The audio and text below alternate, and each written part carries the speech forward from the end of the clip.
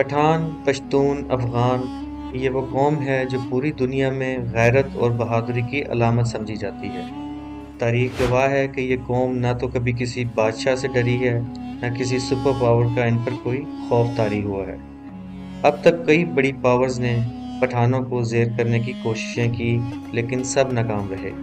آدھی سے زیادہ دنیا فتح کرنے والے سکندر اعظم نے بھی جب خراسان یعنی آج کے افغانستان میں اپنا قدم رکھا، تب ان پشتونوں نے اس وقت دنیا کی سب سے منظم فوج کو بھی دھول چٹا دی، اور یہ سلسلہ رشیا جیسی سپر پاور اور پھر امریکہ جیسی اٹامک پاور کو ناکو چنے چبانے تک جاری رہا۔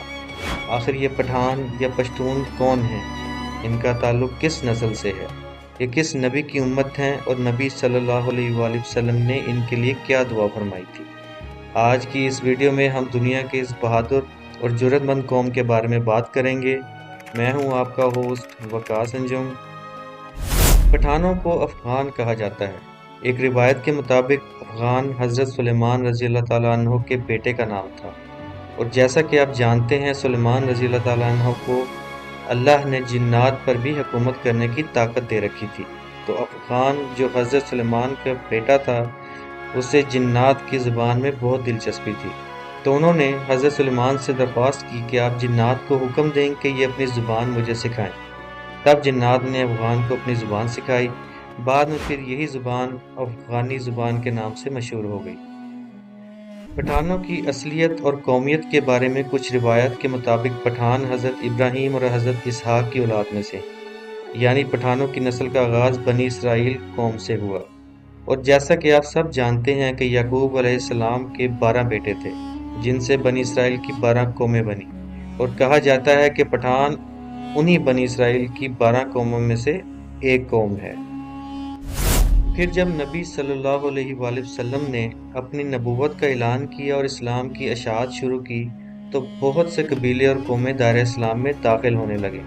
اس طرح دعوت تبلیغ کی روشنی پشتون قوم کے سردار قیس عبد الرشید تک بھی پہنچی، تو وہ اپنی تمام قوم کے ساتھ دائرہ اسلام میں داخل ہو گیا۔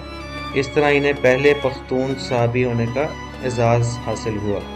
آج دنیا میں پختون وہ واحد قوم ہیں جن میں اسلام کے علاوہ اور کسی مذہب کا کوئی پیروکار نہیں ہے۔ افغان قوم کو پٹھان کیوں کہا جاتا ہے؟ اس کے پیچھے ایک واقعہ ہے جو کچھ یوں ہے کہ جب کفار نے مکہ مکرمہ پر قبضہ کیا، تو حضور صلی اللہ علیہ وآلہ وسلم نے خالد بن ولید، جنہیں سیف اللہ یعنی اللہ کی تلوار بھی کہا جاتا تھا، ان کو کہا کہ جاؤ اپنے افغان بھائیوں کو جہاد پر بلا لاؤ۔ تو خالد بن ولید مدینہ سے افغانستان کی طرف روانہ ہوئے اور قیس عبد الرشید کو حضور صلی اللہ علیہ وآلہ وسلم کا پیغام سنایا۔ جلد ہی قیس عبد الرشید کی سربراہی میں دونوں کا ایک لشکر مکہ کی طرف روانہ ہو گیا۔ کچھ ہی عرصے میں خالد بن ولید نے حضور صلی اللہ علیہ وسلم کو یہ خوشخبری سنائی کہ افغانوں نے مکہ پر قبضہ کر لیا ہے اور کفار کے قتل عام کر کے ان کو مکہ سے بھگا دیا ہے۔ تو آپ کی زبان مبارک سے الفاظ نکلے کہ بتان، اور پھر آپ نے فرمایا کہ اللہ ان کی آل اولاد کو فروغ بخشے گا اور ان کے قبیلے کی طاقت اور تعداد سب سے زیادہ ہوگی، اور کہا کہ قیس عبد الرشید کی نسل سے ایک عظیم قبیلہ پیدا ہو جس کے افراد قیامت تک شریعت محمدی پر ثابت قدم رہیں گے۔ لفظ باتان ایک عربی زبان کا لفظ ہے جس کا مطلب ایسی سخت لکڑی ہوتی ہے جو بڑے بڑے سمندری جہازوں میں لگائی جاتی ہے، جسے سمندر کی موجیں بھی تباہ نہیں کر سکتی۔